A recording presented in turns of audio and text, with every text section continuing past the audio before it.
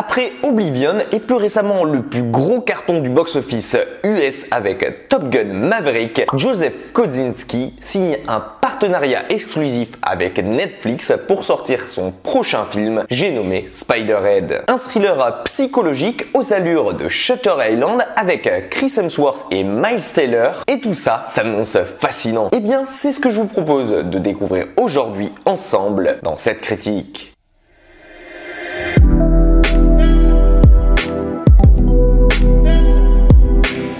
Dans Spiderhead, vous allez suivre Chris Hemsworth, alias Steve, un chercheur de génie qui vient de mettre au point une nouvelle prison. En effet, dans celle-ci, vous ne trouverez aucune restriction, ni même aucun barreau aux fenêtres, ou bien aucune menotte, car nos prisonniers, ou devrais-je plutôt dire nos cobayes, sont libres de se mouvoir et de se déplacer comme bon leur semble dans cette gigantesque cellule. Et en soi, c'est un peu comme s'ils n'étaient pas réellement enfermés et qu'ils pouvaient retrouver un brin de leur liberté. Seulement voilà, cette gigantesque prison située en plein milieu de l'océan et qui offre tous ses avantages à un coût. Et en échange de leur liberté, nos chers prisonniers se voient obligés de participer à des tests scientifiques ayant pour but d'analyser et de tester des échantillons de nouveaux sérums qui viennent tout juste d'être mis au point. Des sortes de drogues qui ont toutes plus ou moins un lien avec les émotions et qui ont la capacité de les dompter. Que ce soit un sérum qui fasse délirer, un autre qui maîtrise le rire d'une personne par exemple, ou bien encore un autre pour maîtriser leur peur, pas sûr que tout ceci soit réellement légal. Car oui, d'après notre chercheur Steve, on pourrait obtenir un monde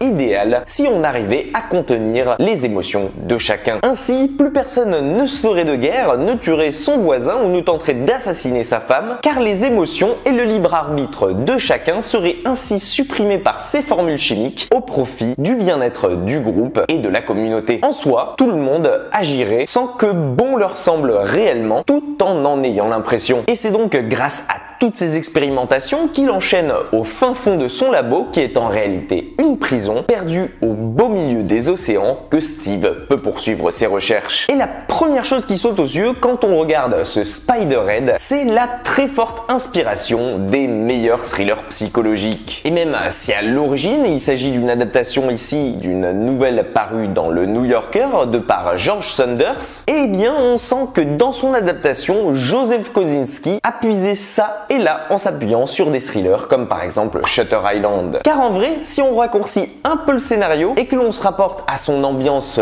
glauque, des expérimentations qui se passent dans cette prison, du fait que tout le monde n'est pas réellement au courant et du flou délibéré dans lequel le film nous laisse quant à cette prison et à ses cobayes, eh bien on trouve pas mal de ressemblances ainsi avec le film de Martin Scorsese. Et plus on avance dans les 1h40 que dure le film, plus on va se lier d'amitié avec le personnage de Miles Teller, à savoir Jeff, et qui, même si on ne connaît pas tout de son histoire, semble ici injustement enfermé et maltraité dans cette cage dorée, à l'image de Teddy Daniels dans Shutter Island. Et de la même façon que tout ceci est tourné, ça nous provoque une certaine aversion pour le personnage de Chris Hemsworth, le patron à l'origine de tout ça, de la même manière qu'on l'avait déjà avec Ben Kingsley dans le film de Martin Scorsese. Pour moi, et pour ceux qui les ont vus aussi, ce Spiderhead est un savant mélange entre d'un côté le film de Martin Scorsese, à savoir Shutter Island, et le tout dernier Old de Mr. Night Shyamalan. Que ce soit pour son côté île perdue au beau milieu de l'océan ou pour ses expérimentations. Je ne vous en dirai pas plus pour ne pas vous spoiler, mais pour moi il s'agissait de l'un des meilleurs films de Shyamalan à ce jour et qui a été injustement bâché par la critique. En tout cas, et même si peut-être ce Spiderhead ne se révèle pas aussi surprenant dans son dénouement ou de par son scénario que Shutter Island, sûrement parce que de nos jours on a plus l'habitude de regarder des thrillers psychologiques, eh bien ce Spiderhead se démarque tout de même de par sa construction réussie, par son ambiance